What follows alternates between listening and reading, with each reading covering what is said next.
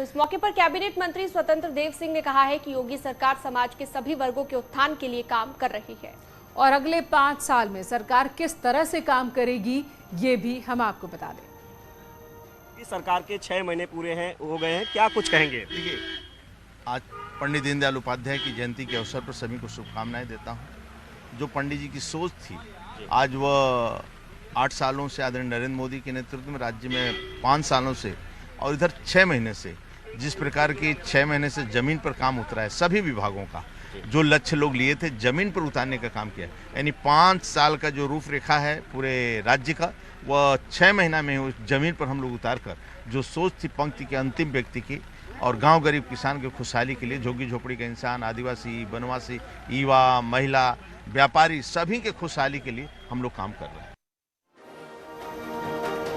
6 महीने का वक्त पूरा होने पर योगी सरकार के मंत्री उपलब्धियां गिना रहे हैं तो विपक्ष सवाल उठा रहा है।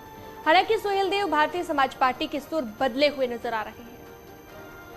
महीने के भीतर फिर से एक ग्राउंड ब्रेकिंग सेरेमनी हो रही है, नए उद्योग यहां पर लगा रहे हैं, डिफेंस कॉरिडोर का उद्घाटन हुआ है, पूर्वांचल एक्सप्रेसवे बन रहा है, तो तमाम ऐसी चीजें हुई हैं जिसके कारण उत्तर प्रदेश में विकास का पथ प्रशस्त हो गया है।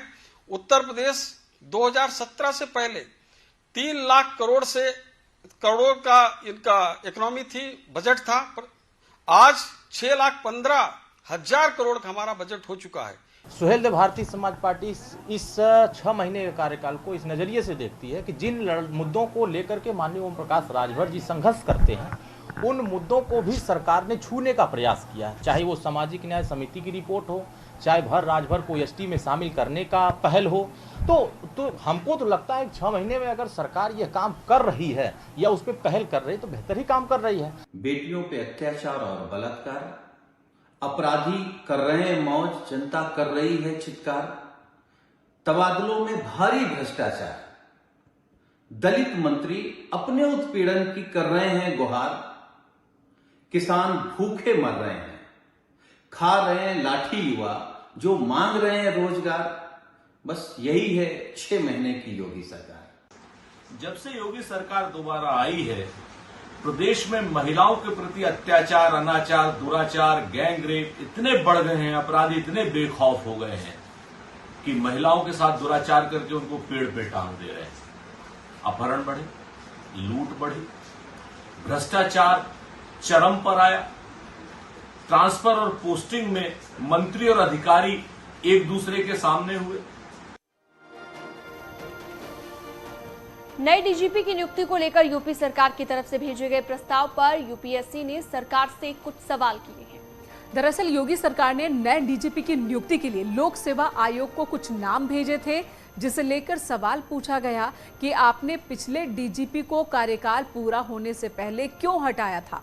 इसे लेकर योगी सरकार ने अपना जवाब भेज दिया है। सूत्रों के हवाले से खबर यह है कि योगी सरकार ने अपने जवाब में कहा है कि जीरो टॉलरेंस की नीति के तहत किसी भी तरह की लापरवाही बर्दाश्त नहीं की जा सकती। काम में लापरवाही और पिछले पदों पर कई विवादों में फंसे होने की वजह से ही मुकुल गोयल पर कार्रवाई की गई। मुकुल गोयल को मुजफ्फरनगर दंगों की वजह से भी एडीजी एलओ के पद से हटाया गया था। साथ ही इससे पहले सहारनपुर एसपी के तौर पर तैनाती के दौरान सस्पेंड भी हुए थे। यूपी सरकार का पक्ष है कि न सिर्फ वरिष्ठता बल्कि परफॉर्मेंस और मेरिट का चयन भी आधार है, तो मेरिट भी इस चयन का आधार है, ये सरकार की ओर से कहा गया है।